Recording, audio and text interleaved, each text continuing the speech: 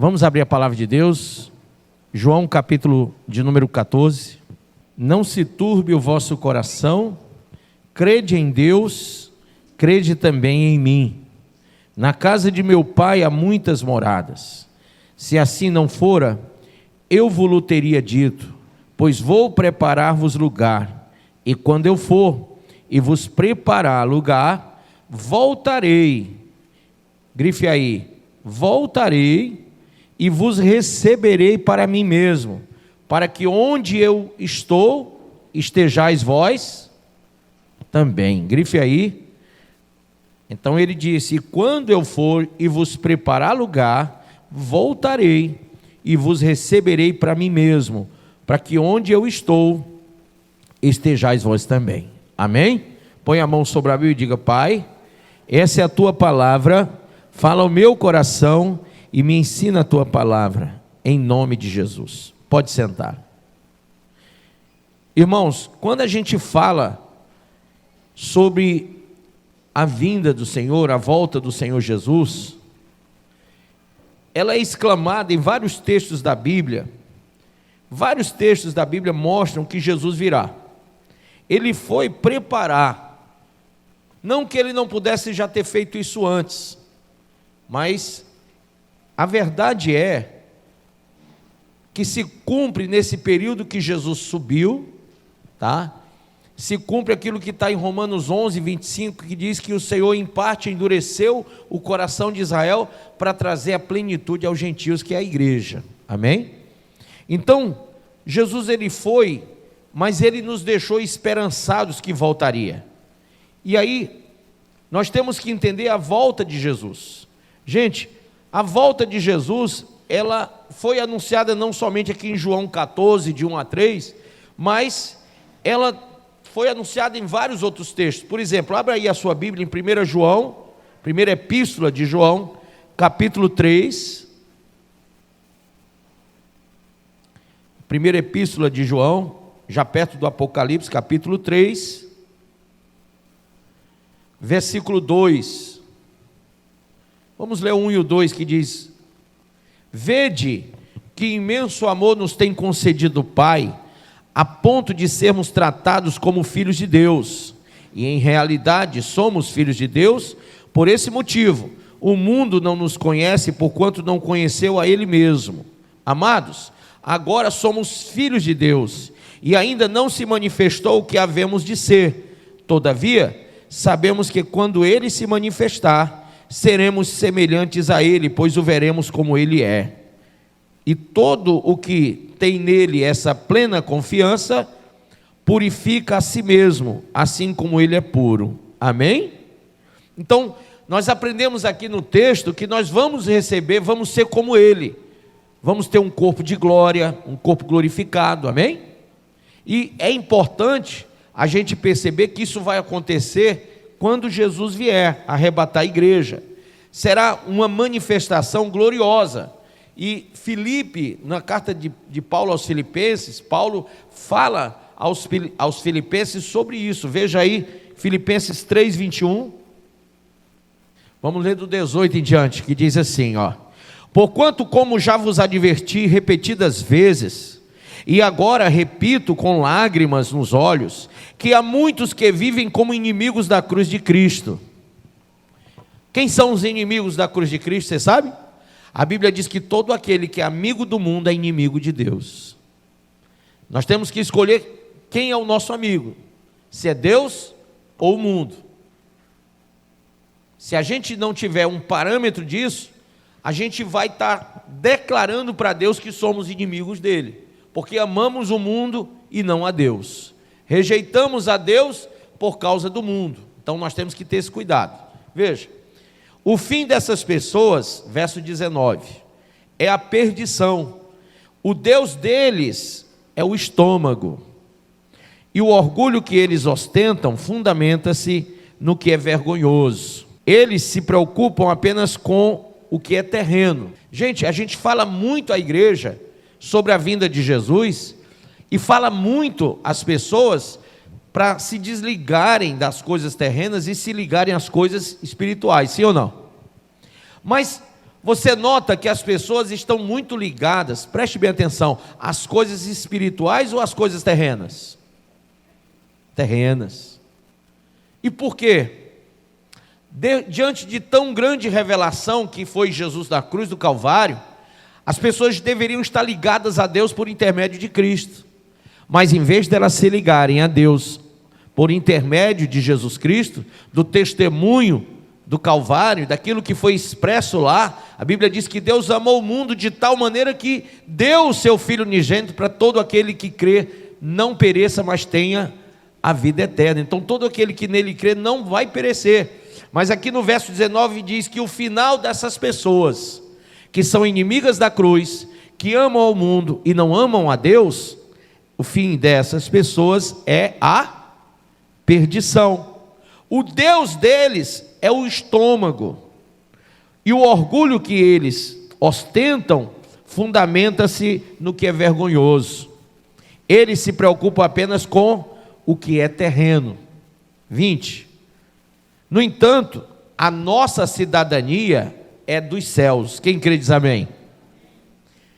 De onde aguardamos com grande expectativa o Salvador, o Senhor Jesus Cristo, que transformará nossos corpos humilhados, tornando-os semelhantes ao seu corpo glorioso. Olha a promessa.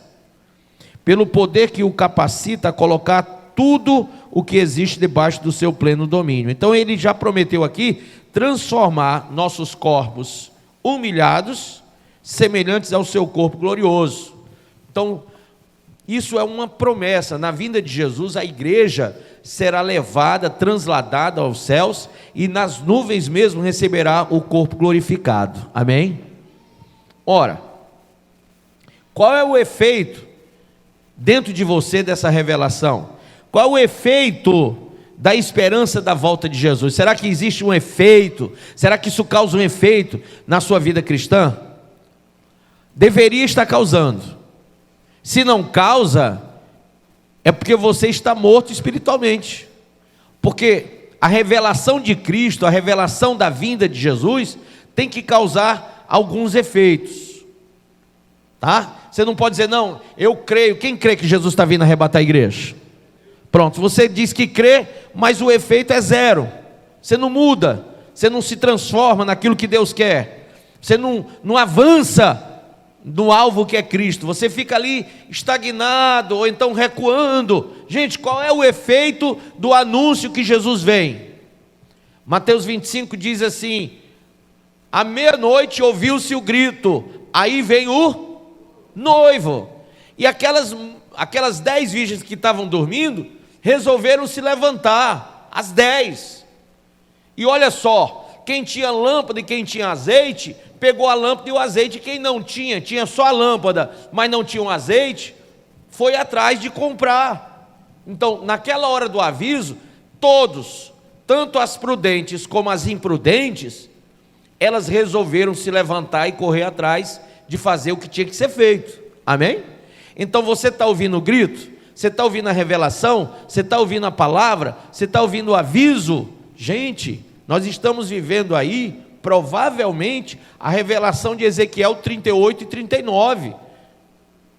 Se essa guerra que está acontecendo hoje em Israel, com Hamas, com Hezbollah, que entrou também na batalha contra Israel, se isso aí tomar uma proporção maior e chegar a entrar nessa guerra, porque já está nela, mas não se pronunciou ainda como parte dela, o Irã, a Turquia, a Líbia e a própria Rússia, e alguns países daquela região, você vai ver então o cumprimento de Gog e Magog.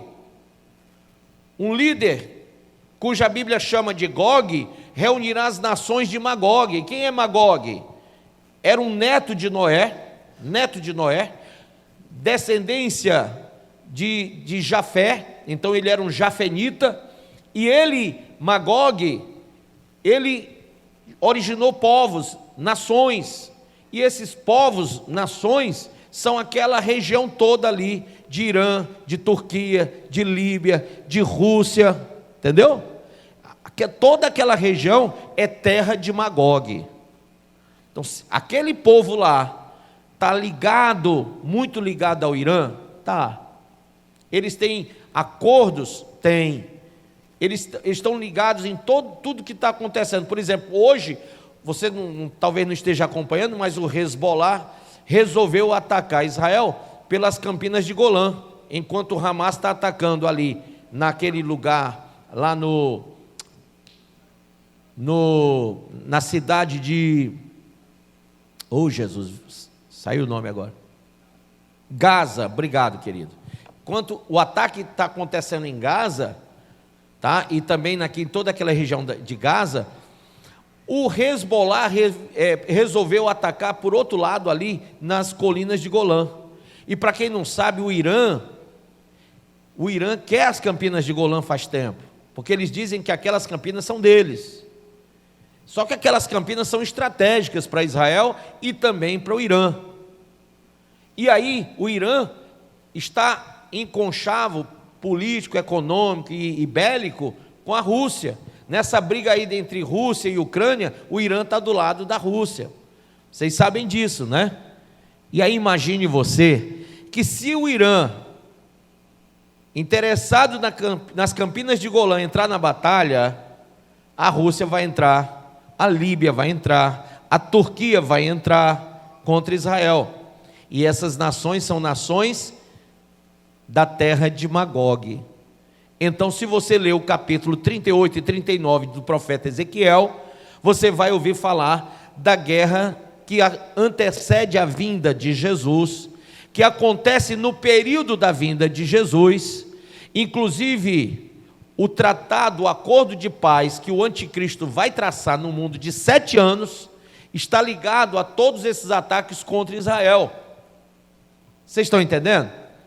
Então, no meio de uma situação altamente profética, porque eu acredito, hoje a OTAN e a ONU estão reunidos, o pessoal, os países todos, uns para declarar apoio total e irrestrito a Israel. Isso vai ter uma represália do outro lado? Tem. Então, se unem países aqui para apoiar um, vai reunir esse país do outro lado para apoiar o outro. Vocês estão entendendo?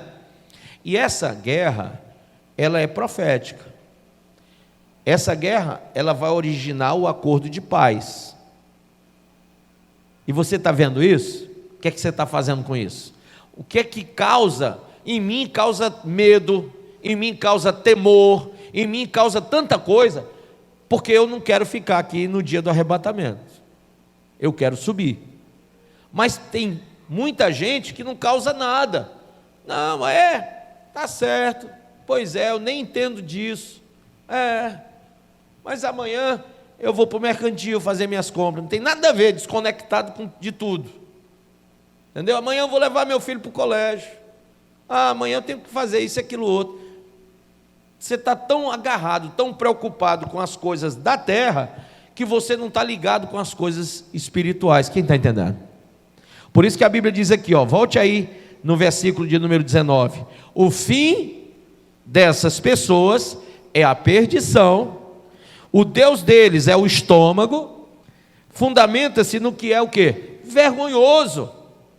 E tem mais, ele se preocupa apenas com o que é terreno. Então são pessoas que vão viver esse período aqui como se nada tivesse acontecendo. A Bíblia diz que seria como na época de Noé, na época lá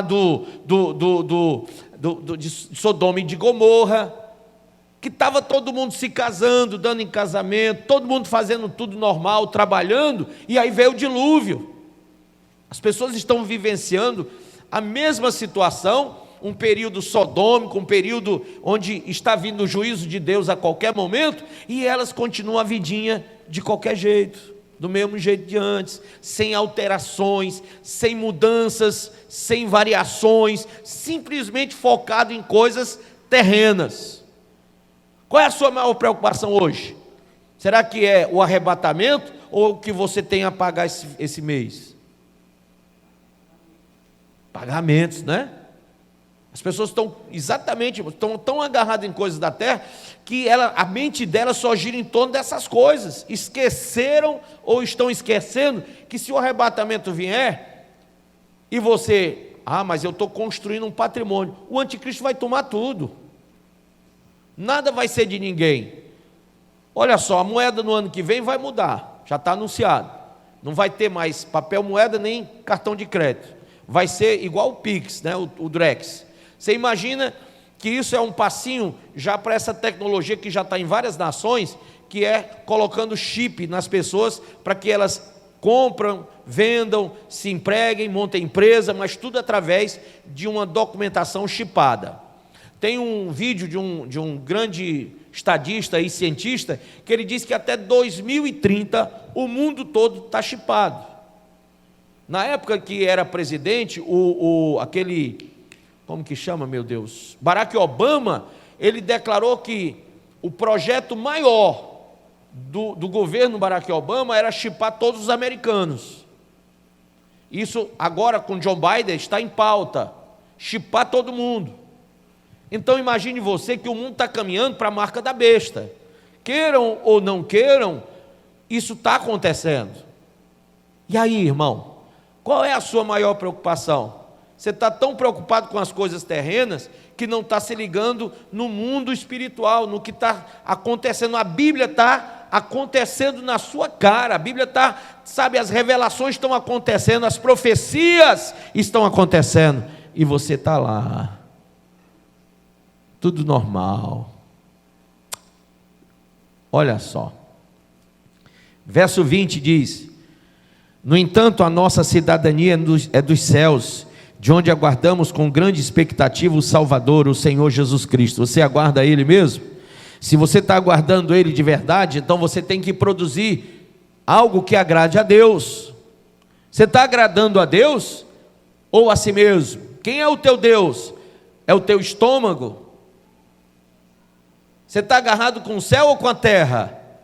Porque quem está esperando Jesus e está esperando realmente com essa grande expectativa, tem que estar ligado com as coisas de Deus, sim ou não? Verso 21,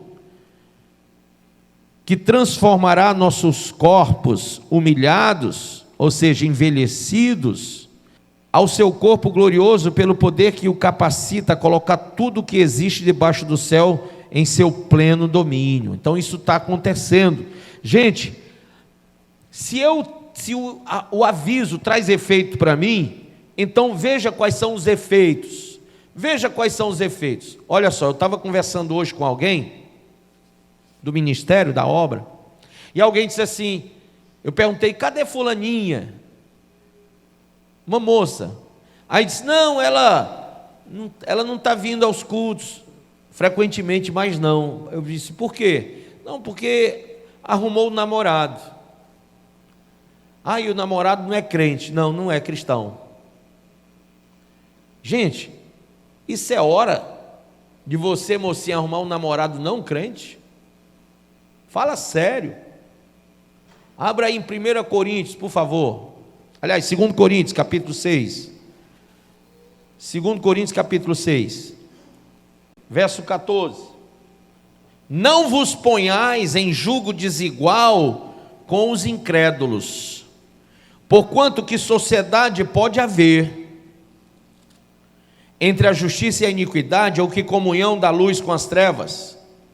Que harmonia entre Cristo e o maligno, ou que união do crente com o incrédulo? Gente, a Bíblia está mandando você não fazer união com o que não presta, com o que não é de Deus, amém ou não amém? Não sou eu que estou falando não, é a Bíblia. Você diz que está esperando Jesus vir arrebatar você, e você está fazendo união desigual, julgo desigual agora. Atente para o que a palavra diz, porque a palavra quer te preparar para o arrebatamento. Olha o que diz. Que harmonia, verso 15, entre Cristo e o maligno, ou que união do crente com o incrédulo? Que ligação há entre o santuário de Deus e os ídolos? Porque nós somos santuário do Deus vivente, como Ele próprio disse, habitarei e andarei entre eles, serei o seu Deus e eles serão o quê? O meu povo. Por isso, olha a ordem, retirai-vos do meio deles, separai-vos, diz o Senhor, não toqueis em coisas impuras, e eu vos receberei. Olha que ordem, manda retirar-se do meio deles, separar-se deles, daquilo que é treva, daquilo que é de Belial, do diabo, você tem que separar disso.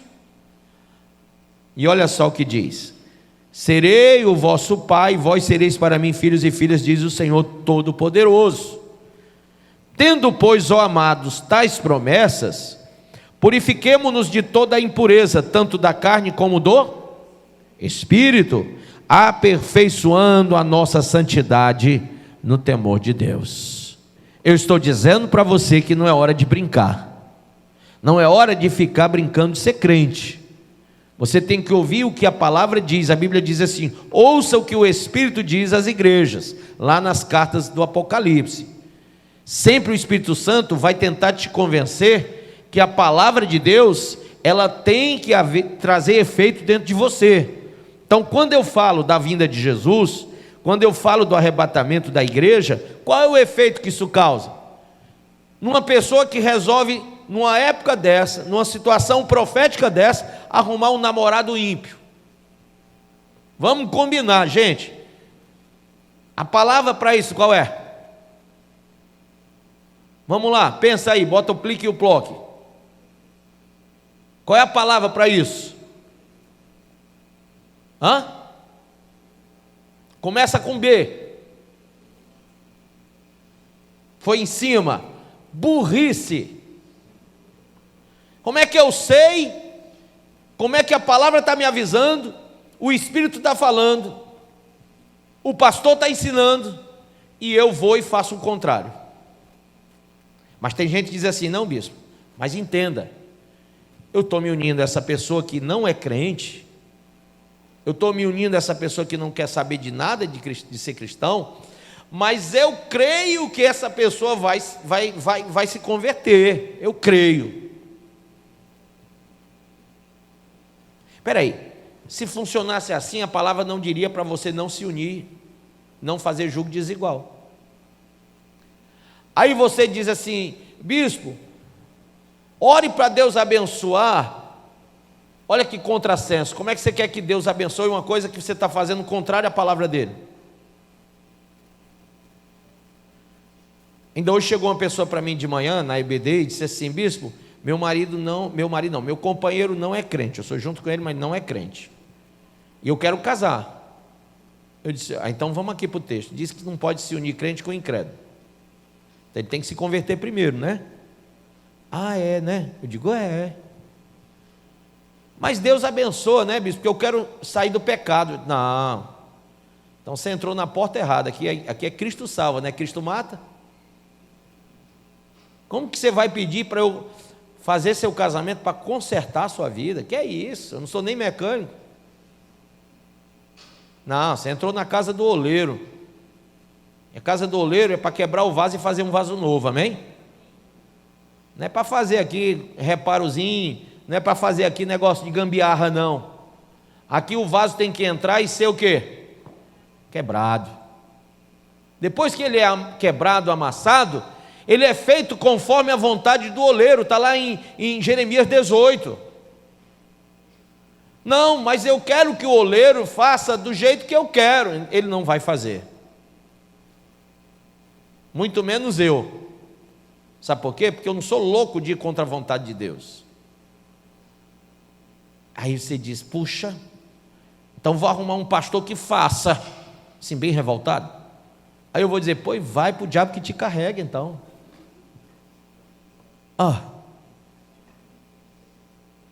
Estou lá preocupado, irmão, se tu não quer Jesus, não quer a palavra, quer fazer o próprio gosto. Está lotado de pastor que quer fazer teus gostos, para te levar para onde? Porque o que importa é ter mais um dizimista na igreja, o que importa é ter mais alguém sentado na cadeira. Não importa para onde você vai, importa quanto você tem para dar. Eu não, irmão, eu tenho um negócio com Deus firmado. Ele me ensinou, querido, que o meu tesouro está lá no céu. Eu estou ligado lá. Porque a Bíblia diz, lá em Mateus 7, Jesus falou: aonde estiver o teu tesouro, ali estará teu coração. Então o meu tesouro, gente, está no céu, e meu coração está onde? No céu. Não vou negociar. Não, bispo, mas tenha misericórdia, eu amo tanto Joãozinho. Safira também amava Ananias, e os dois morreram e foram para o inferno. Atos capítulo 5.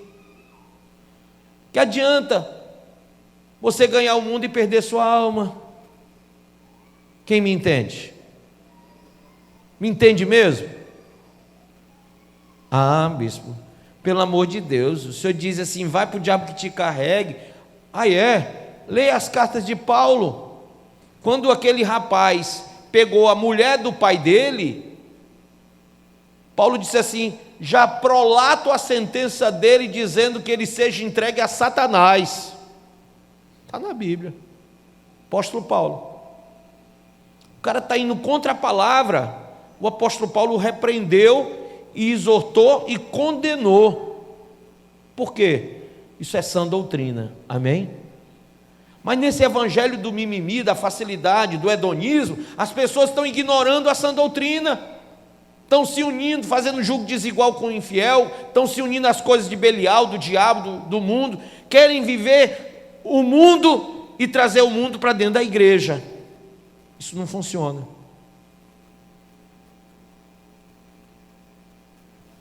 Qual é a sua expectativa diante da vinda de Jesus? Gente, primeira coisa que nós lemos aqui em 1 Coríntios, 2 Coríntios 6, do 14 em diante, até o 7:1, é que nós temos que nos purificar, porque nós temos uma promessa, e se eu tenho essa promessa e creio nela, eu tenho que me purificar das coisas da carne e do espírito. Amém ou não amém? A segunda coisa é que eu tenho que viver, como está lá no livro de Tiago, capítulo 5, verso 7, eu tenho que viver pacientemente, esperançosamente, perseverantemente na palavra e no Espírito de Deus. Eu não posso me desviar nem para a direita nem para a esquerda. A terceira coisa é que eu tenho que vigiar. Está lá em Mateus 24, abre aí, 24, 42. Por isso, diz a palavra, diz o Senhor Jesus: vigiai, porquanto não sabeis em que dia virá o vosso Senhor. Contudo, 43, entendei isto: se o proprietário de uma casa soubesse a que hora viria o ladrão, se colocaria em sentinela e não permitiria que a sua residência fosse violada. Portanto, ficai igualmente o quê? Vós alertas, pois o Filho do Homem virá no momento em que menos esperais. Aquela pessoa que está vivendo na contramão da palavra e fazendo tudo errado, arrumando, sarna para se coçar, arrumando o namorado do mundo, deixando de estar no culto, deixando de buscar Deus, deixando de ler Bíblia, deixando de orar, de jejuar, de fazer a obra, está fazendo só as coisas da terra. Essa pessoa, ela não está esperando mesmo a vinda de Jesus, porque se ela tivesse, ela estaria vigiando. Olha o que ele disse: se um pai de família, quem é pai de família aqui, levanta a mão. Se você soubesse que o ladrão vem daqui 2 horas, o que é que você ia fazer? Se preparar, ficar vigiando, pegar uma arma, chamar a polícia, fazer qualquer coisa. Mas você não ia ficar parado esperando que o ladrão viesse para assaltar sua casa, sua família. Olha só como você se daria por avisar: rapaz, eu estou sabendo que porque fulano me contou que hoje veio um cara aqui tentar assaltar minha casa. Então você já vai estar preparado, vigiando. Quem que disse que você vai dormir? Dorme nada, você vai ficar naquela ansiedade, naquela coisa, vai estar cheio de adrenalina pura, esperando aquele momento, porque você não vai deixar isso acontecer. Não vai na sua casa, não, porque você está avisado. Eu estou falando que Jesus vem quando você menos espera. Eu estou falando que Ele vem, só que é quando você menos esperar. Então, por eu não saber que horas Ele vem, a Bíblia diz que só o Pai sabe, nem o Filho sabe, nem os santos anjos. Então nós temos que estar orando e vigiando cada minuto, sim ou não? E aí a nossa vida não pode ser a mesma, tem que ser uma vida promissora espiritualmente. Temos que estar despertados de muita coisa, olhar e ver que o mundo jaz no maligno e não concordar com as coisas do mundo, amém? Como está lá na carta que Paulo escreveu, diz assim, Romanos 12, e não vos conformeis com este presente século, mas transformai-vos pela renovação da vossa mente. Quem entendeu isso? Diz amém. A sua mente está transformada? Em quê? Como? Se a mente foi transformada, tem um ditado que diz assim, mente sã, corpo são. Se a sua mente está transformada pelo Espírito de Deus, então você recebe a palavra para produzir em cima dela, sim ou não?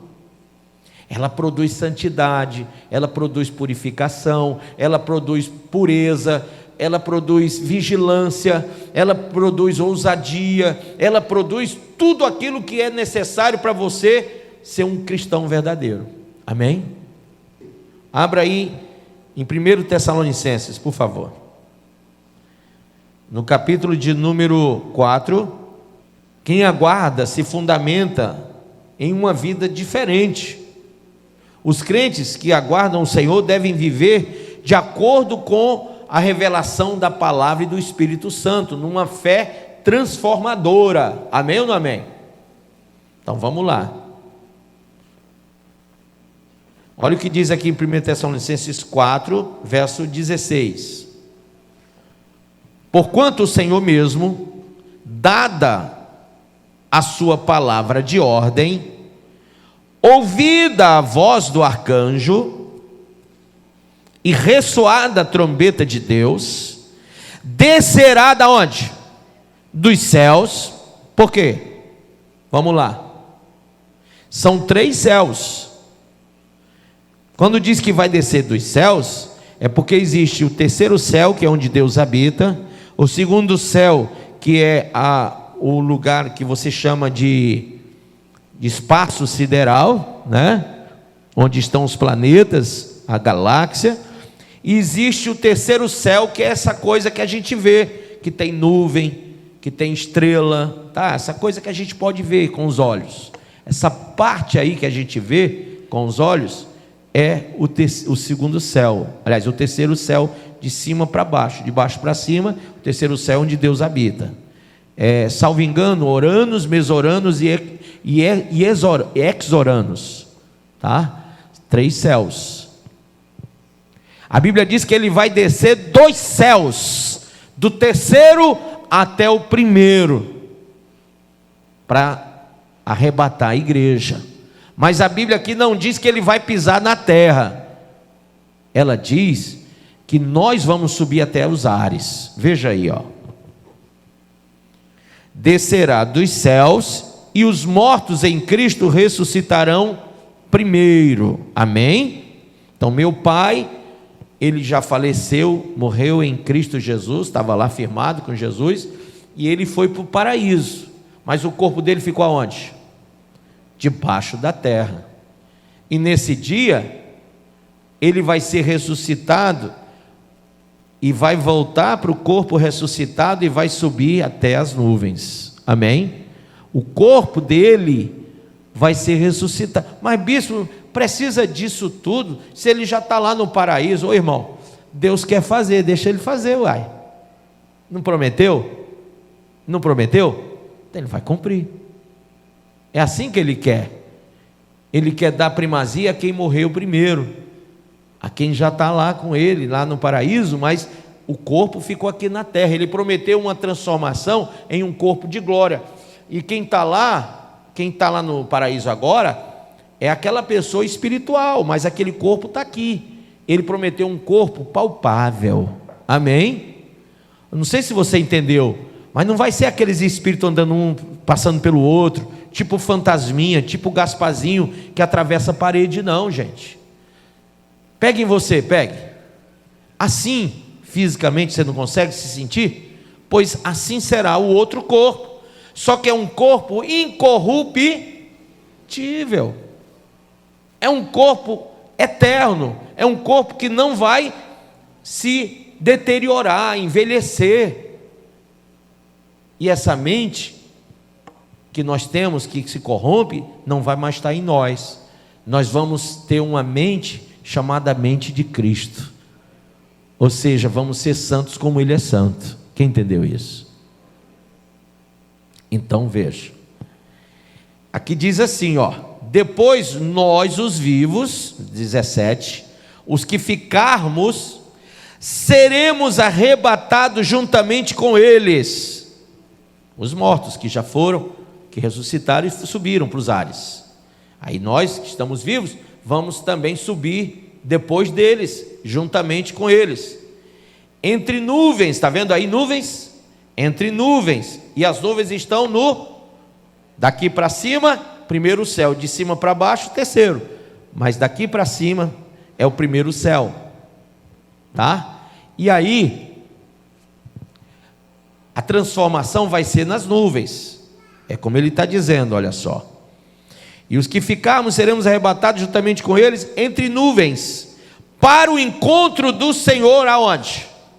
Nos ares, não é na terra. Estamos falando de arrebatamento, e não da volta de Cristo para o milênio. A volta de Cristo para o milênio vai acontecer depois da tribulação, mas o arrebatamento acontece antes. Amém? Bispo, por que o senhor fala isso? Tem um pastor ali de uma igreja famosa, sabe, que tem rádio e tudo, que ensina que vai ser depois do arrebatamento. Ele é pós-tribulacionista. Tem outro ali, de outra igreja famosa, que diz que é no meio dos 3 anos, dos 7 anos, quando fizer 3 anos e meio.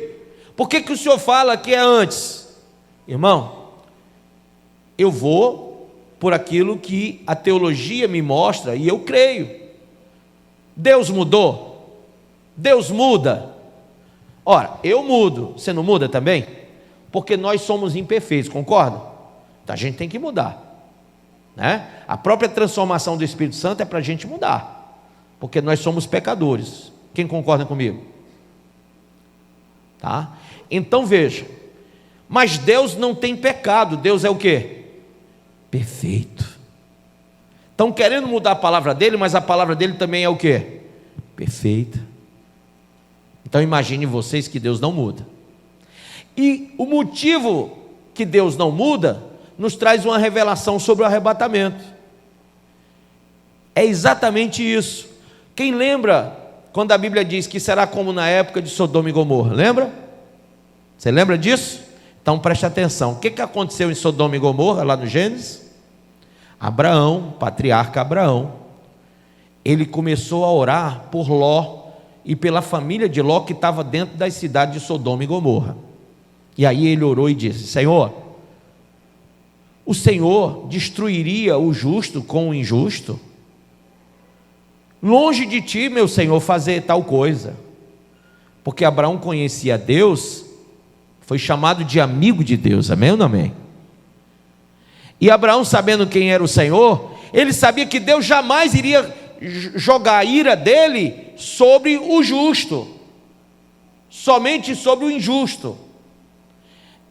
Quem crê que através de Jesus Cristo nós somos justificados? O sangue de Jesus, ele nos purifica e nos justifica, amém ou não amém? Nos justifica. O motivo da gente ser salvo não é porque a gente é bom, é porque ele foi para a cruz e morreu por nós. Então nós somos justificados através de Cristo. Ora, se eu sou justificado e se você é justificado, então a gente não pode mais ser participante da ira, porque Deus jamais vai destruir o justo com o injusto. Naquele dia, Abraão disse: Senhor, já que eu sei que o Senhor não vai destruir justo com injusto, então me permita perguntar ao Senhor: se houverem 50 justos, o Senhor destruiria a cidade, matando os justos com os injustos? O Senhor disse: não. Se houverem 50 justos, não. E Abraão insistiu e disse: mas Senhor, e se houvessem 45? O Senhor disse: por causa dos 45 eu não destruiria essas cidades. Senhor, e se fosse 40? Também não. Ah, Senhor, me perdoe se eu insisto nisso aqui, Mas se fossem 35?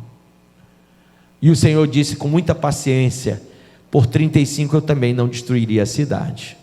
Senhor, e 30?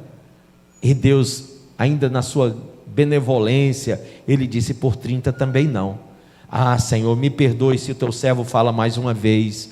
Mas se fossem apenas 20? Por 20 eu também não destruiria as cidades. E Abraão ainda insistiu e disse: Senhor, me perdoe mais uma vez. E se fossem 10? E o Senhor diz: por 10 eu também não destruiria justo com injusto. Gente, só que só tinha um, Ló, o único justo ali. Nem a mulher, nem as filhas, nem os genros eram justos, só Ló. Mas aí você diz: então Deus vai destruir a Sodoma e Gomorra porque só tinha um. Não, gente, só tinha um, e Deus mandou 2 anjos buscarem o justo. Quem entende o arrebatamento? Os anjos foram lá e insistiram com Ló e sua família, e eles estavam demorando, e a Bíblia diz que eles pegaram pelo braço e puxaram para fora de Sodoma e Gomorra. Quando você lê Lucas 14 diz assim: forçai-os a entrar para que a minha casa esteja cheia. E o que é que o Senhor está dizendo? Do mesmo jeito que os anjos puxaram Ló e sua família pelo braço, puxem a de vocês também. Façam força, porque eles precisam ser salvos. Amém? Então, quando você vê essa conversa de Abraão com Ló, aliás, com Deus, sobre a vida de Ló, e como, apesar de ser só um, Deus envia 2 anjos para tirar de lá, e ainda conseguiu tirar quem? Ló e suas 2 filhas e a sua mulher. Mas a mulher de Ló fez o quê? Aquela mulher era chata, hein? Aquela mulher está para lá do quinto dos infernos. Você sabia disso? Não? Está sim. Por quê? Porque ela desobedeceu a Deus. A ordem foi que ninguém olhasse para, mas ela olhou e morreu e virou uma estátua de sal. Há um comentário dentro da teologia que quando as 2 cidades foram destroçadas, destruídas no sentido de uma saraiva de fogo e enxofre que caiu sobre aquelas cidades, essa saraivada de fogo e enxofre veio sobre a mulher de Ló. Então, do jeito que ela estava olhando, ela ficou lá a estátua. Entendem? Aí no Novo Testamento, quando Jesus está falando sobre a vinda dele e sobre o juízo de Deus, ele diz assim: olha só, lembrai-vos da mulher de Ló, hein? Por quê? Porque você acabou de ouvir sobre a mulher de Ló, e eu disse que ela era o quê? Chata. Que mulher chata. Olha, os anjos pegando pelo braço e a mulher ainda querendo olhar para trás, insistindo para ficar em Sodoma e Gomorra. Que mulher chata. Pois é, mas você também é chato, hein? Você é muito chato. Olha para o irmão e diz: tu é chato, cara. Fala bem forte, fala para ele ficar com raiva de ti, vai. Cutuca e diz: tu é chato, vai. Sabe por quê? Porque a palavra de Deus está te avisando que Jesus está vindo, e que você tem que sair do mundo, que o mundo vai entrar em juízo, e você está dando trabalho também, igual a mulher de Ló, demorando, como ela demorou, você está demorando para tomar uma atitude, de ser santo, de ser puro, de ser separado do pecado, de deixar as coisas ruins dessa vida, de se apegar com as coisas de Deus. Você fica me dando trabalho, e eu fico aqui falando, e o pastor Paulo fala, e todos os pastorearam, todo mundo falando, e você nada. Até o Gabriel Azaf já está falando, gente, e você nada. Então Deus, em vez de mandar a gente desistir, Ele diz: não, olha só, preguei de manhã, estou só o pó da rabiola aqui, hein? Foi muito tempo de manhã, acho que foi 3 horas falando, ou mais. Aí depois eu tive que atender pessoas à tarde. Aí depois eu aí fui pregar na Washington Soares. Tem alguns irmãos que chegaram agora aí de lá. Aí depois eu vim para cá pregar aqui de novo. Olha só, 52 anos, hein? Já se passaram 32 anos que eu comecei essa jornada. Eu poderia hoje, tendo um pastorzaço aí como o pastor Paulo, um rapaz bonito, mas quem tem que achar é a mulher dele, né? Simpático, mas também quem tem que achar é a mulher dele, né? Bonito mesmo nessa família que eu acho é o Azaf, mas você imagina uma coisa, eu podia dizer: não, pastor Paulo, o senhor tem uma palavra abençoada, a pastoriada também tem, vai, vocês pregam, não precisa mais de mim, eu já fiz tudo. Não. Aí o Espírito Santo disse assim: eu quero que você pregue lá, porque tem que fazer muita força, porque a mulher de Ló está ali, a mulher de Ló está lá, e ô mulher chata, teimosa, que a gente está falando e ela está o quê? Pois é, o que eu vou fazer amanhã mesmo, hein? Entenderam? Então, gente, desperta tu que dorme. Nós viemos aqui pegar você pelo braço e puxar para fora do mundo. Se você quiser, é só você não olhar para trás, é só você deixar o mundo mesmo. Amém ou não amém? Então, o aviso de Jesus deve produzir algumas coisas. Diga comigo assim, com a mão levantada, diga: primeira coisa, eu devo viver uma vida que agrade a Deus. Onde é que está isso, bispo? 1 Tessalonicenses 4:1 fala que a gente tem que agradar a Deus, amém? Segunda coisa, diga, com a mão levantada, diga: devo viver em santidade. Aqui também em 1 Tessalonicenses capítulo 3, verso 13, fala que nós temos que viver com o coração confirmado em santidade. Terceira coisa, diga com a mãozinha levantada, diga: devo viver pela fé e não por vista. 2 Coríntios 5:7. Ou seja, não importa o mundo, importa a minha fé. Quarta coisa, diga: devo viver no Espírito e não na carne. Gálatas capítulo 5, versículo 16 diz: andai no Espírito e não satisfareis as concupiscências da carne. Amém? Quinto, diga: devo viver no amor e seguindo o exemplo de Cristo. Está na carta de Paulo aos Éfesos, capítulo 5, verso 2.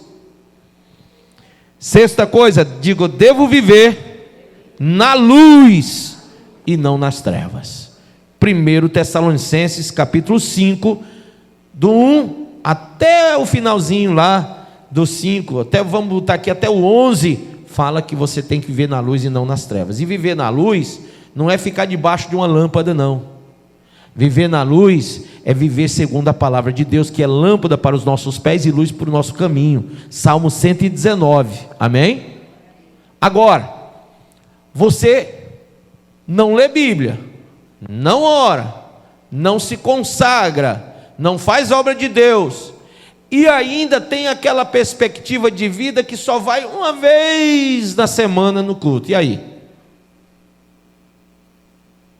Como é que fica a sua vida? Quem tem celular aí, levanta a mão. Ou melhor, levanta o celular, já que está aí, né? Você não sai sem ele mesmo, ele faz parte do seu corpo. Preste bem atenção. O que é que você faz quando seu celular faz pi? E você percebe que vai se apagar, que não vai continuar acendendo nem dando as informações que você quer. O que é que você faz com seu celular imediatamente? Corre, pega lá o carregador e põe na tomada, sim ou não? Sim ou não? E o que é que você faz quando a sua vida faz pi? E o coração pi? Morreu. Cadê a tomada? Cadê o carregador? Porque antes da morte, Deus avisa, não avisa? Sua vida começa a fazer pip, pip, pip. Aí tem uma hora que vai pip, aí morreu. Você tem que correr e carregar, sim ou não? Aonde? Só tem um Salvador entre você e Deus, é Jesus Cristo, Ele é o mediador. Você carrega o seu celular às vezes 2 vezes por dia, e a sua vida espiritual você carrega quanto? 1 vez por semana, quando dá? Quando dá tempo? Quando não tem nenhum compromisso? Quando não aparece um aniversário, um casamento para ir? Quando alguém não te convida para um churrasco? Então você concebe a ideia de que teu celular não pode descarregar, tem que estar carregado. Você sai com o carregador na bolsa, no bolso, aonde for, porque se houver um perigo, você tomada. E a sua vida espiritual? Quantos perigos você tem passado? Cadê o seu carregador? Sabe como é o nome dele? Espírito Santo.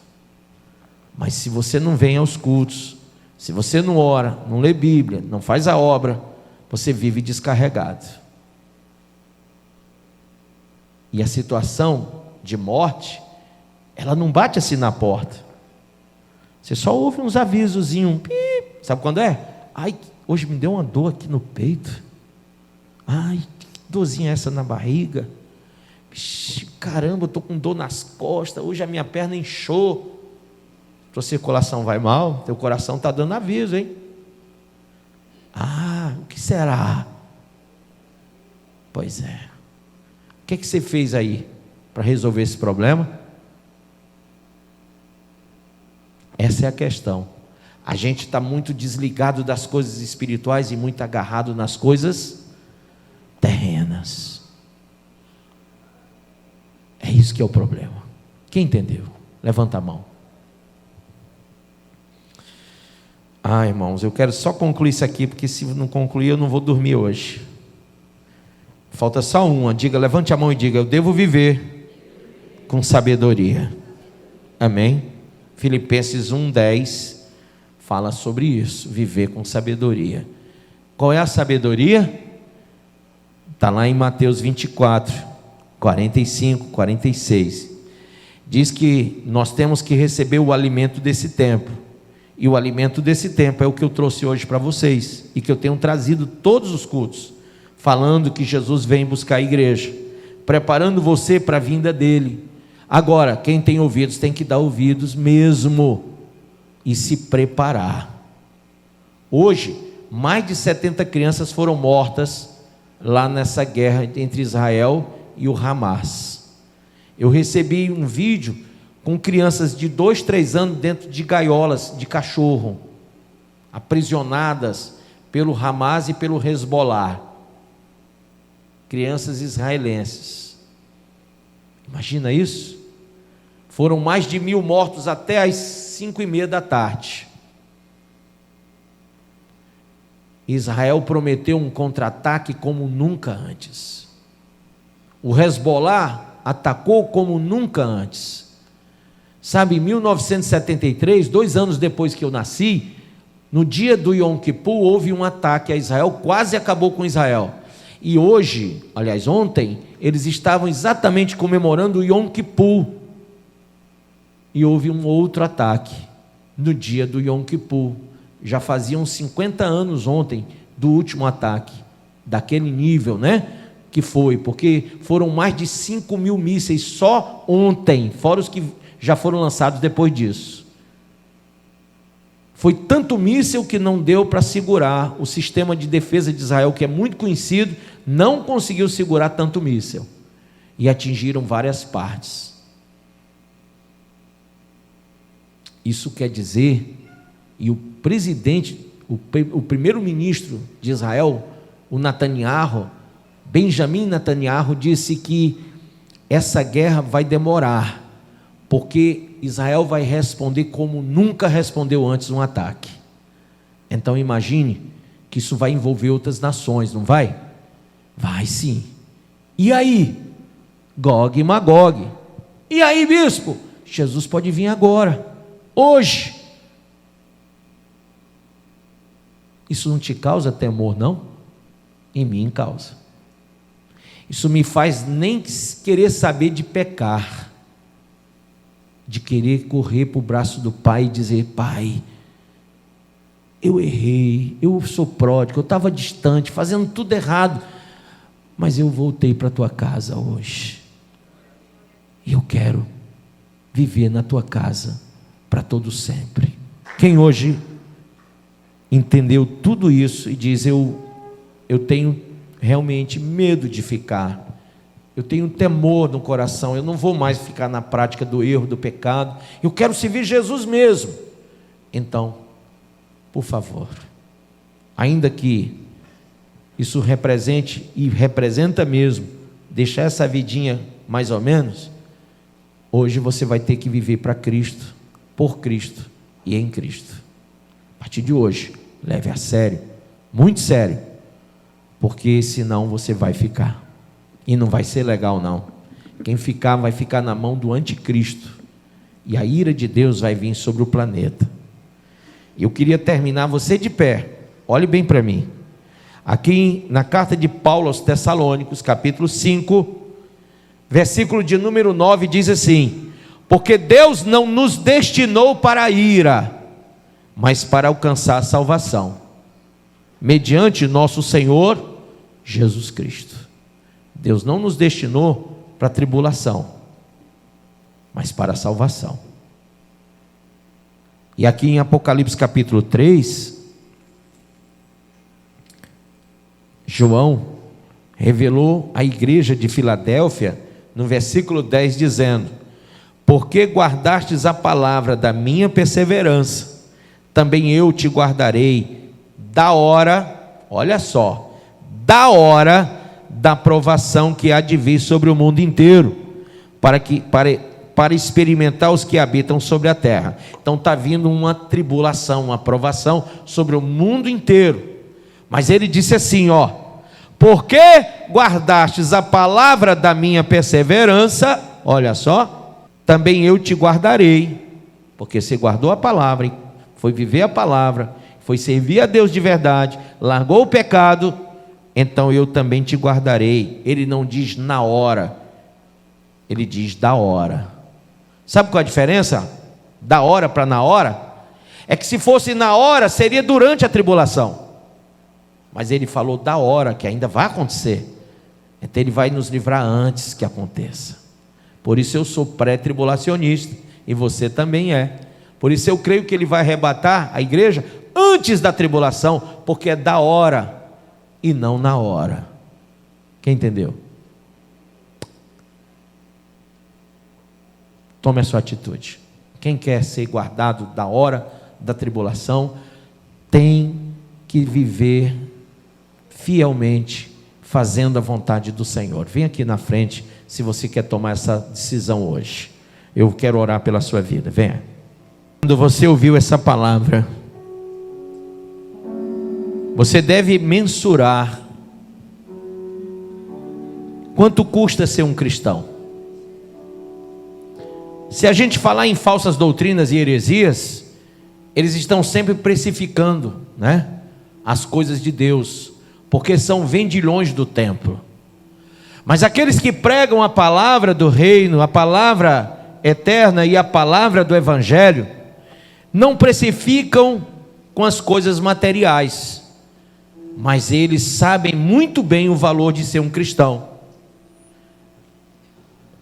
E a primeira coisa que você tem que aprender para ser um cristão é renunciar a uma vida egocêntrica. Você tem que deixar de viver a vida para você e viver para Ele. Se você está aqui hoje nessa igreja vivendo para você, você está vivendo de forma egoísta. Você está vivendo para você, para os seus sonhos, para os seus projetos, para as suas escolhas, e não para Ele. Até mesmo aquele que está frio, afastado, e diz assim: mas eu estou assim por causa disso e daquilo outro. Você está assim porque você é egocêntrico. Você está colocando sua vida e suas situações diárias acima de Deus. Então você tem que renunciar a essa vida egocêntrica. Deixa de ser o centro e coloque Jesus como centro da sua vida. Segunda coisa, você deve rejeitar o mundo. Como está na carta aos Hebreus 11, você deve rejeitar o mundo. Amém? Rejeitar mesmo. A Bíblia diz que Noé, que Abraão rejeitaram esse mundo. Você tem que rejeitar também. Terceira coisa, conforme Daniel 1:8 e Gênesis 39:9, você deve abandonar o pecado. Amém? abandonar o pecado. E conforme 1 João 2, 15 ao 17, você não pode amar ao mundo, você tem que amar a Cristo. E conforme 1 Reis 18, 21 e Apocalipse 3, 15, para terminar, você não deve ficar em dois caminhos.